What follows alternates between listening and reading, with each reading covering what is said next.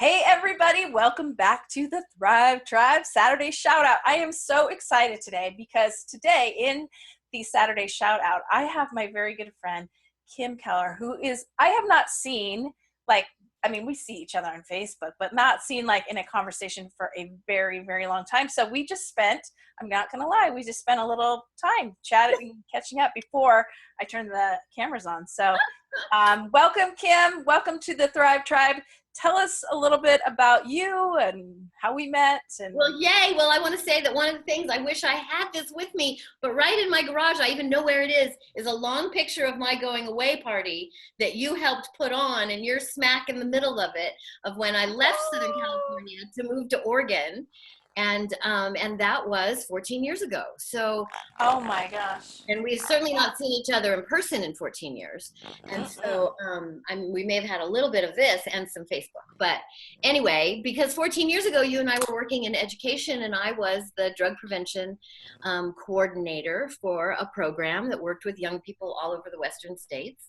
And you and I got to work in some programs together in peer leadership, peer counseling, youth to youth, and we got to do really great work with people, with young people. And so I have such fond memories of us in our summer times and of sleepover events and wildness that we created together. So. And I just remember, how you don't know how much you influence someone, but I can tell you that I do a lot of circles with people, with adults, with kids, and I teach adults how to do circles. And so many of the little things we do in there, I did with you a zillion years ago. And I think it's fun. Yeah.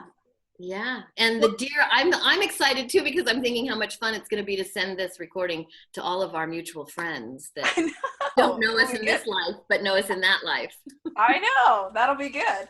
Yeah. All right. So tell us a little bit about what you're doing now. Now, this is super interesting to me. This is not the usual. We've had a lot of people on the show who have been teachers, who have educational businesses, who've written books. Yours is totally different and totally different. So I'm not even going to give it an intro. Tell us about it. Totally different. So when I left Southern California and came to Oregon, one of the first things that happened as a newly divorced, single, don't know what the heck I'm going to do with the second half of my life woman, I had a best friend drag me to a Tantra weekend. And I didn't even know what Tantra was at the time. I knew it had something to do with sex, but I didn't really know much more than that. And so I went very pie-eyed, and I'd been married for 23 years and in a traditional Southern California, raised two kids life, and now all of a sudden I'm single and don't know what to do with myself, and end up in the front row of a Tantra training that, I am not kidding, changes my whole life. And I go into a 3-day weekend, one woman, and I come out of that 3-day weekend going, oh my God, there's so much about myself and my world and my relationship that I did not understand, do not understand, and that this runs way deeper than I had any real idea. And this comes from a woman, like that worked in the world of human development and personal growth for 25 years.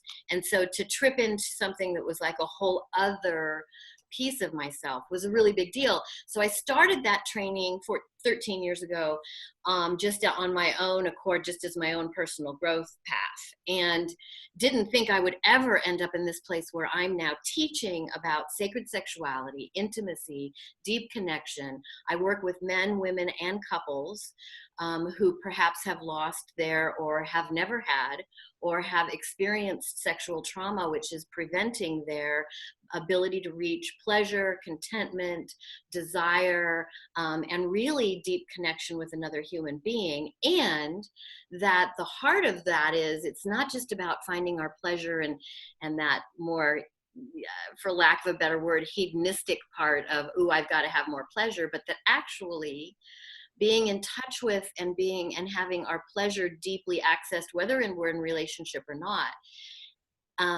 inspires, activates, and creates this whole vitality and aliveness in our life that then shows up in all these other places. And so, especially as our hormones start to slow down, which happens pretty quickly, you don't have to get all the way into menopause or premenopause to have hormones start to slow down, libido start to change. After having babies, libido does all kinds of things, and then you lose that vim and vigor. And so it becomes a really important practice to keep alive. So I work with helping people either reclaim it, refine it, or activate it, and then apply it to the rest of their life in their creative endeavors. And this is just so amazing. And you do it not just in person, but through Zoom as well, right? I do a variety of things. So my work is both in person and on Zoom and on the phone. And I have an online course that really is built for women. Although I've had some men take it in terms with the intention of understanding their woman's pleasure better. It's a 21-day course intended for women to really get in touch with their own pleasure. But I have had a couple of men take it because they didn't understand, they're confused by their woman's pleasure. And so, but it is designed for a woman to get in touch with hers. And it's called Building Your Erotic Altar. And it's really bringing you into a closer relationship with yourself. Because I also say, and this is so funny, it's a term I used in my old youth days, you can't give away what you don't have. And so that same term applies to our pleasure and our joy and our vitality. You can't be pleasured, joyed, or vital if you haven't found it within yourself first. So, and so my work, working both in Zoom. So some of it is obviously very much personal. You don't need to be here because I'm going to guide you through your own practice. And I have a couple of special tools I brought that I want to show you even that for women to get in touch with themselves that way. And then I have weekend retreats that I do here in Ashland, Oregon, and people come in long distances to come be with me, which has just been so exciting. When I started 5 years ago, so I got professional at this 5 years ago. So I started for myself 12 ago. And then 5 ago, I planted my flag in the sand and said, okay, I'm going to do this professionally. And thought it was going to kind of be women that are in the local vicinity, but that didn't last long. And now my women come in from Canada. Last time I had Canada and New York. I've had Seattle, LA, Colorado. I have women come from far places, men too, couples too. And so, so my favorite tool, can I tell you about my favorite tool? Sure, tell us. It's right here in my hand. So my favorite tool for women, this is an ancient Taoist practice called jade egg. And it's an actual jade stone that you use inside your vaginal canal. And kind of the mistake that's happened, I'm gonna put it over here so you can see it. There, you can see it against the light wall a little better. Sort of the mistake that's been made is we've thought it's just about Kegels and it's just about exercise and it's just about strengthening the vaginal canal, which is all very important. And yes, this will do that. But more than that, it creates an opportunity for us to connect with ourselves and our pleasure and our internal landscape, which is super mysterious because it's in the dark and we don't talk about it much. And when I work with couples don't talk about it much. You don't want to just say, well, this feels good and that doesn't feel good, and can you do this and could you not do that? And that's all really tender territory. And so finding a language that you can be able to talk about that, but you can't give away what you don't have. So first you have to know it yourself. So the stone helps you really know yourself and deepen. And then the other magical, mystical thing it does is it connects us to our divine feminine essence in a really deep way. And a lot of our internal landscape of the vagina really, so let me back up for just a second. The other thing that's been proven now and scientifically shown is that a woman who is disconnected from her vagina is also disconnected from her deepest brilliance. And the scientific studies around this have been all the way down to that vaginal destruction as a tool of war has been a real thing for a long, long time. That if the warriors would go into the village, rape and destroy women's vaginas, that'll quiet half the audience, half of the community. And so that's how they could just get them to be quiet. And then they'd only have to deal with the rest of the population. And so when we go into war-torn countries today, there are whole segments of women, you can just see that they've just been disconnected from themselves. And so when we're disconnected, whether it be in that kind of violent way, or if it be in the more subversive way of our culture, which is very diminishing from anything waist down. We don't talk about it. It's in the closet. We don't have a language for it. It's kind of messy, causes us more trouble than it does pleasure for a lot of people. And so when that kind of separation happens, we get separated from our power. And so with using the stone, we start to reconnect with that power. So when I know that I'm going to talk to you about it today and I want to really be in my feminine power, the first thing I do is I go put my egg in. And so I wear her like right now because it really helps me ground into what do I really want to get said today? What really feels the most important? And so I teach about the jade egg, and I do weekends, and we come in and we practice. I also do Zoom groups where we have 5 to 8 women, and we get together one night a week on Zoom and practice together. And I walk us through, I call it yoni yoga. It's kind of like having a yoga instructor. It's And you just, are a yoga instructor as well. I am a yoga instructor. And so we're going to do yoni yoga together. And yoni is the sacred word for the whole vaginal and reproductive system. It's Sanskrit and means sacred space. And so I call it yoni yoga because I'm going to guide us through a class where we're going to be exercising with our stone, and we're going to be doing different kinds of movements and meditations that help us drop into deeper connection with ourselves. Wow. It's so interesting. So I bet that there's people watching right now that are a little uncomfortable, just like, Sure. oh my gosh, did she just say vagina? Yeah. And when I think about what this group is about, which is about strengthening our well-being, it's about learning how to thrive and flourish. And there's many different ways. I mean, we talk about gratitude, we talk about forgiveness. And really what you're talking about today is something that you're exactly right. We don't talk about a lot. Yeah. And so I think that this will be of great benefit to people who are just interested in the topic. And I'll put in the comments below some links so that they could get in touch with you if they need further information or anything like that. I have a question for you. I know that in my research for my dissertation, which was on teacher well-being, I spent a lot of time really looking at building belonging and cultivating connection, that those are just huge pieces that we are missing in education, but we're missing all over. And so in the work that you do and just seeing, helping couples strengthen their intimacy and individuals strengthen their intimacy with themselves, why do you think that intimacy is such a problem in our society? Oh, that's such a great question. So there's a lot of reasons, but the one that strikes me in this very moment is that it's so vulnerable.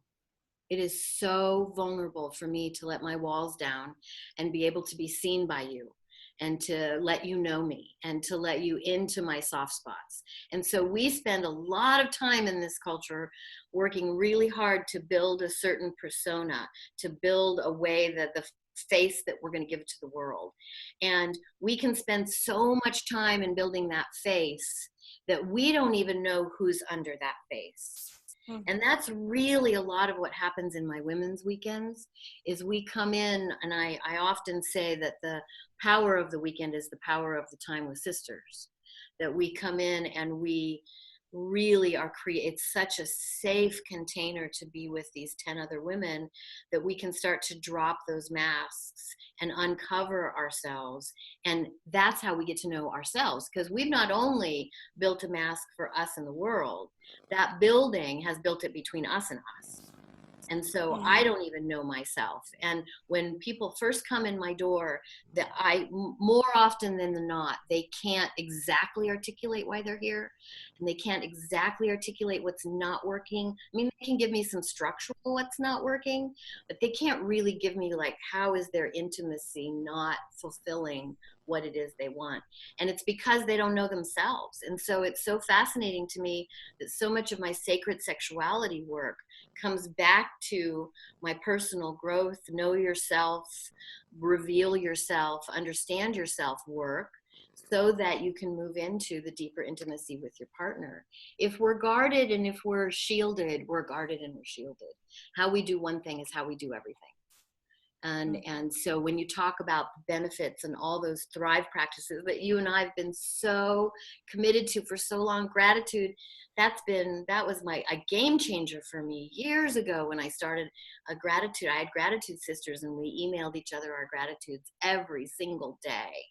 And it really changed the way that we looked at the world. And so to think that such a core part of ourselves, our sexuality, like none of us would be here without sex. That's how core it is. Yeah. We wouldn't be here. And that core part of ourselves be so misunderstood and mistreated, and lost in the midst of this culture of consumerism and entertainment, and be lost in what's really there is this human connection of person to person. Interesting. Kim, tell us what you have coming up in the next little bit, and I'll put some links in, and you can add to those too. Okay, great. Well, the first most thing I'm really working on right now is once a year we do an annual Oregon Tantra Festival that happens just outside of Portland at a beautiful, it's called the Elysium Lodge, and we're in this beautiful outdoor venue. Well, it's got the main lodge, but a lot of it's outdoors on a riverfront, and bonfires at night and dances, and excellent Tantra teachers from all over. We just have the best of the best coming in this year. And so that's July 20 through 24. And that's the very next thing on the agenda. And I get to teach there too. So I actually am the master of ceremonies and the opening speaker. And so that's really exciting for me. And it's an exciting event because it's built for beginners to experience. So if Tantra is something that makes you go, I don't know, it's kind of scary, but I'd be interested, this is the kind of event to come to, because it's super not, it's not real high risk. It's not, so you can go to other events that get a little scarier, or they can be clothing optional, or they can be, hands-on practices. This is an educational fun festival. So it's a great place to come, and you can come single or in partnership. There'll be about 100 people. We're going to sell out at 100, and we will sell out here probably, I don't know, in the next 10 days or so.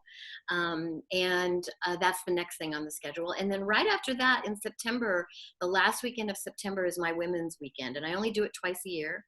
I do it the last weekend in May and the last weekend in September. And it's a 3-day event here in Ashland. And you stay in my home, so there's a place to stay. And I help you create a weekend for yourself outside of the weekend if you want to extend your time, if you're coming a long distance. But the 3 days here in my home, really powerful, excellent, super fabulous, organic, fabulous food that we get pampered and taken care of all weekend long, and really powerful place to learn about yourself. That sounds so interesting. I might have to check my calendar. What am I doing? And then the third thing I would say too that happens all year long, and that is my VIP weekends. And my VIP weekends are people call, we talk about what's going on in their intimate life, and then we design a weekend. And weekend, it just means 2 days in our schedules, where you come to town and you stay in a beautiful hotel in town, and you come here and work in the temple with myself and possibly my partner, if that's what that's called for. My partner is Jimmy, and he is also a tantric practitioner and massage therapist. And so sometimes our work is both of us, and sometimes the work is one of the other of us. But the VIP weekends get designed specifically for you and your intimacy. Wow, that sounds amazing. Sounds amazing. Yeah. Okay, so now is the time for just some random questions. Okay, great. Are you ready? So I'm ready. I'm nervous, but I'm ready. I want you to think back for a minute. Okay. What was the first concert that you went to? And then what was the last concert you went to? Well, so concert is such a tricky term in the 70s, because they weren't like they are today, but I went and saw America. Do you remember America? Yeah, isn't that Horse with No Name? Isn't that Horse with No Name? And I got to be in the front row. I was in the front row of America concert in a dress that I handmade myself because I was so excited to go see America. And it had to be 78. And the last one that I went to, well, again, concerts in my world, because Ashland and Oregon is all about festivals, and festivals have big, huge concerts. And I think my last one was probably Michael Franti. Do you know Michael Franti? No, I don't. If you don't know him, you want to know him, and look up his Sounds of Sunshine by Michael Franti, and you will find a whole new genre of music that you will love forever. I will find that link and I will put it in the comment box. Okay, so great. Everyone can know who Michael Franti is. Okay. What character in a movie or book is most similar to you? Oh my God. Says me or says my friends? Either one. Okay, so here's the one that keeps coming up from my friends, and especially my son, whom you know. Yes. Hi, Matt. Yeah. Do you remember Meet the Fockers? And Barbara Streisand was the sex therapist with the long hippie clothes, and she always had hippie things to say. Yeah. That's not much of a stretch. He thinks that's who I've become. All right, I might have to put a little clip of her in the comment box. What is your favorite indulgent summer food? Gosh, the first thing all I can think of is watermelon and strawberries. I love watermelon and strawberries. And I have mostly given up sugar. So indulgent is a different term in my world these days. Well, and those are sweet without having sugar. They are. They're super sweet without having sugar. Okay. Don't overthink. You've been really good about just saying whatever pops out. Okay. If you could teach the world just one thing, what is one thing? I mean, the world needs to know a lot of things, but if they could just learn one thing from you, what would you want to teach them? I'd like to teach the world to sing. Perfect harmony. I really think I have a term that I talk about a lot, which is to love lightly. And that we have created a way where we love with these like death grip holds on each other, and then we're all disappointed, and then everything it creates all kinds of tension. And to learn to love lightly is like to be embracing and say, I can just take all of this in and find the love and share the love. I've done so many self-help workshops and retreats that always say, what's your purpose in life? And I've not, for years I wouldn't share it because it was always to love. That was just my purpose. And I always thought that seemed so vacant and so simplistic, and doesn't everybody want to say that? But I've come to learn that actually that is a really unique calling that I have, and I want to teach people how to love. I love it. And I love it. I love the love, and the world definitely needs that. Yeah. One last thought. This is something new I'm trying out, but I'm asking my Saturday shout out guests if they have one question for me. I hope it's scary asking you this question because I'm worried it's going to be, some like intimacy question or something, but what's one question you have for me? Well, I have not known you as a married woman. Our friendship was when you were single. And so I've watched through Facebook, you get married. So my question is, I would love to know, like, what's the most sparkly, wonderful thing about your marriage? I think that the most sparkly thing about my marriage is that my husband accepts me totally as who I am. That is not my strength. I always want people to be a little bit more, right?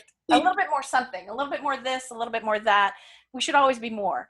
And, but my husband does not, it doesn't matter wherever I am, he just accepts all of the goodness and the mess exactly as I am. And there's not a lot of people on this planet that I think are able to do that. So I really appreciate that. I love that. That wasn't so hard. Marilyn Monroe's famous quote is, if you can't take the worst of me, you don't deserve the best of me. Oh, and that sounds like that. Yeah. I like that. Yeah. Well, Kim, it has been so fun having you here.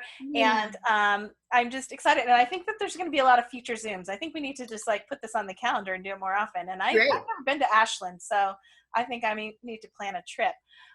I will put some comments, some links and some resources in the comment section.